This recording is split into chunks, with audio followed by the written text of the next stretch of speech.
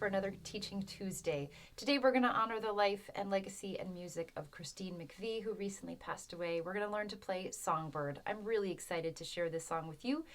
Whether you know it or you don't, it's just a beautiful song to learn and to sing and to play together. So stick around for that. Before we get to that, though, I wanted to just say thanks to everybody who made it out to our holiday jam last Saturday. It was a ton of fun. I'm going to try something new this week on this channel. I recorded the jam, and I'm going to pick a couple different songs that we did, not the whole thing, but a couple songs that we all really enjoyed that I think will be fun for you all to play along with. It'll give you a chance to see kind of the range of songs that we played together, how I lead them, and also for anybody who attended, it gives you a chance to go back and practice some of the songs that we played together. So look for those coming up this week.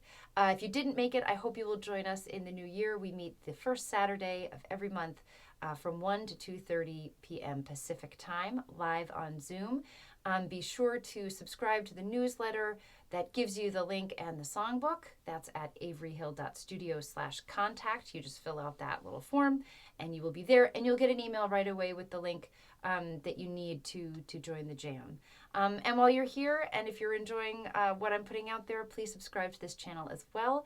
It really helps support me and my work, and I really appreciate you all being here with me. So short and sweet, little here at the beginning of Teaching Tuesday. Let's get to that song tutorial, because I know that's what that's what I'm really here for as well. Let's learn to sing and play Songbird together. Enjoy.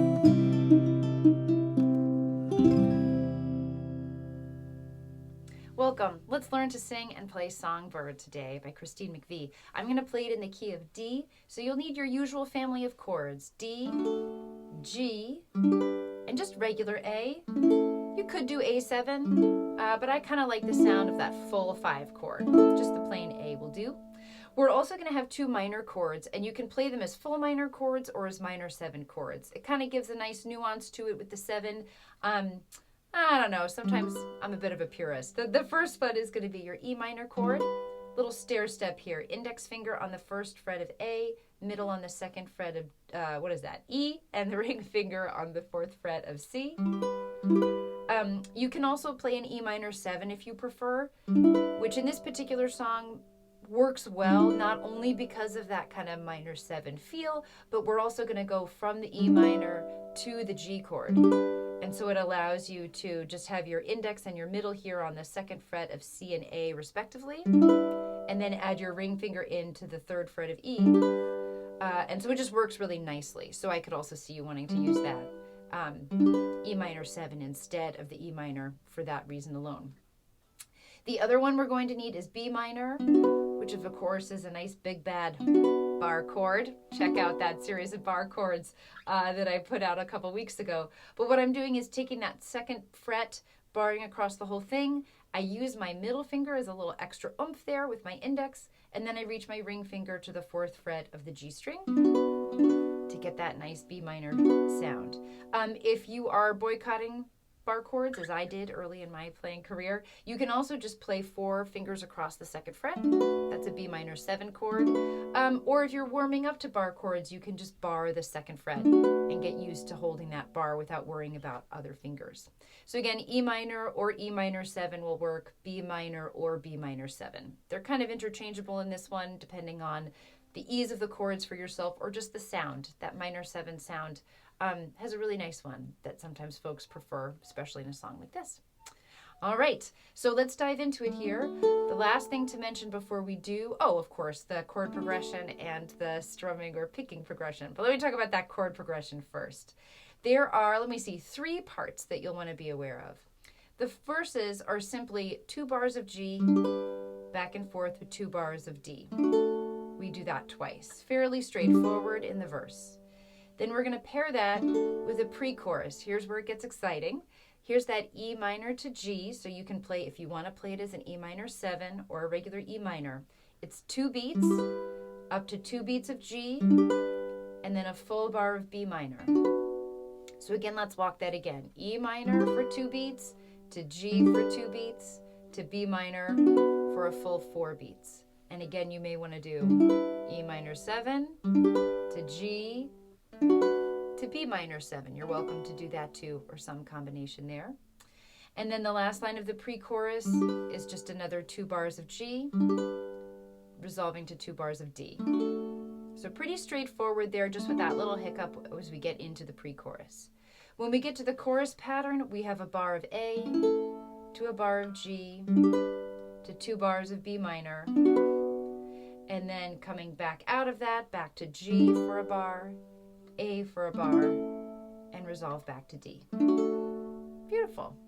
The intro tends to go back and forth, intro and outro go back and forth, 1 bar each of D to A as we kind of get ourselves into the piece and out of the piece. You can follow me as I go there. Finally, the strum pattern, you can use just a standard strum pattern if you're strumming along with me. But I highly recommend, if you can, to try some Travis picking with me today.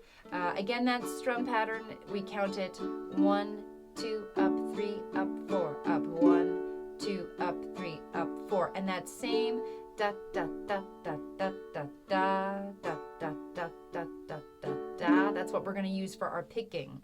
I'm going to start on my low G on 1, hold it out for the full beat, inside, outside, inside. 1, 2, and 3, and 4, and 1, 2, and 3, and 4. And sometimes I like to do both fingers on the first beat. If you have a high G, I would recommend you do that. 1, 2, and 3, and 4, and 1. Sometimes I just like to sit on the thumb. Depends kind of where I am in the song, if I can get all my fingers on the fretboard in time. So go with what works for you. And if you need any extra practice with that, I encourage you to check out the picking playlist I have, where I get a little bit more in-depth with that and give you a little bit more practice with it. 2 quick things I want to add in here that I thought about after I had recorded everything.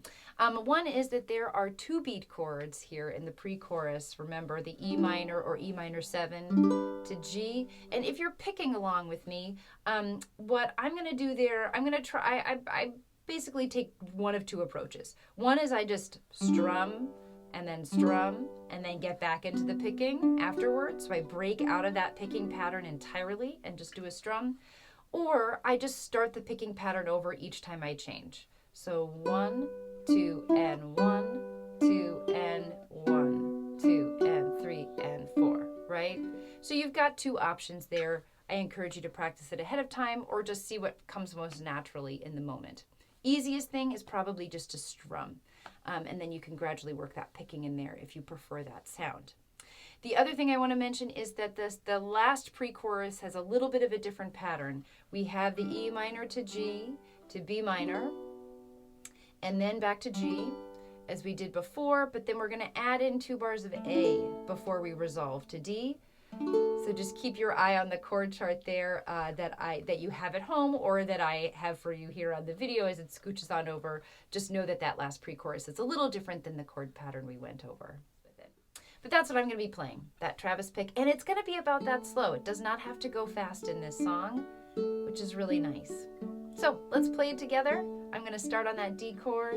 1, 2, and 3, and 4, and outside, inside, outside, inside. That's how I'm thinking about it on my picking. Or strum, 2, up, 3, up, 4, up, 1, 2, up, 3, and 4. Find your groove, whichever you're doing. All right, that intro starts on D, goes to A, back to D, out to A, and back to D. Hold it there for 2, into verse 1. For you, there'll be no more crying. Yeah. For you, the sun will be shining into the pre-chorus. And I feel that when I'm with you, it's alright. I know it's right. Verse 2. To you,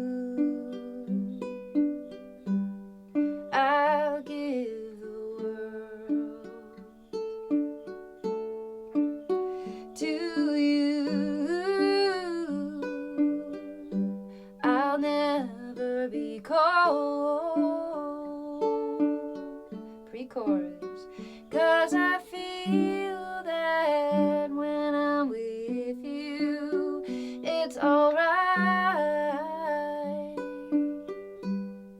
I know it's right.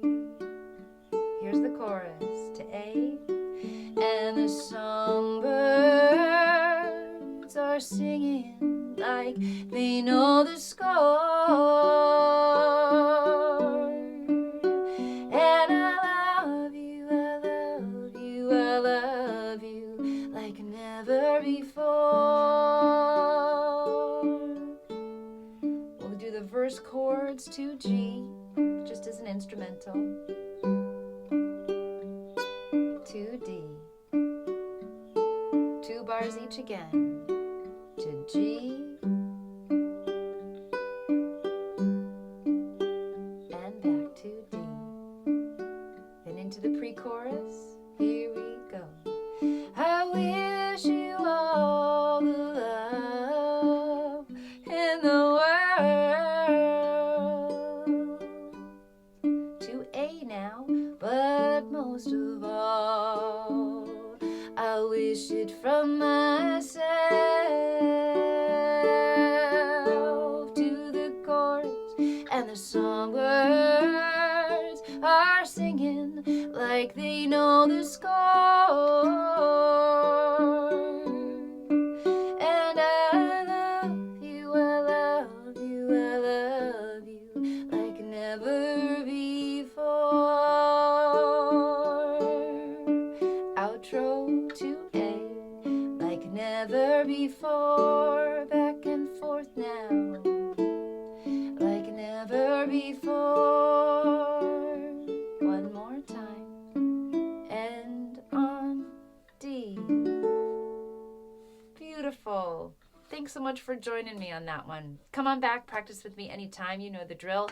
You can slow it down if you need to, speed it up if you like. You can choose to work just on your chord progression or just on your picking or your strumming, any kind of layer combination. Just feel free to come on back if you need to practice. I am always here for you. Enjoy.